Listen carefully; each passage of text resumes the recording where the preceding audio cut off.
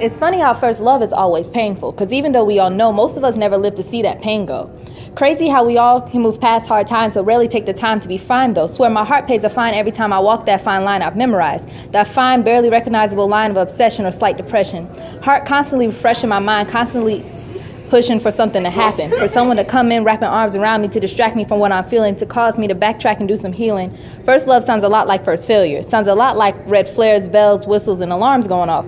Baby, believe me, first love is always painful. And though we all know, most of us never live to see that pain go. Wishing on stars to make it less painful, praying to any god to blanket those angles less pressed into memories like flowers, forever unaging and never eroding, slowly growing like emotional cancer, causing you to grow terminal, like dropping a glass cup and being the one that shattered. You know, irrational?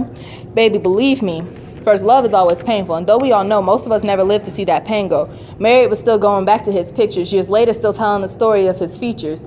So-called moved on, still reminiscing, recollecting and recalling his eccentricities. How his eyes crinkled when you laughed, and how his eyes glinted when he smiled and glistened when he spoke. First love sounds a lot like first of many. Many days dying and reviving every night. Many nights where you were suffocating on choked sobs. Caused by a love you left for a reason. Baby, believe me, first love is always painful. And though we all know, most of us never live to see that pain go. No, babe, believe me, we won't live to see that pain go.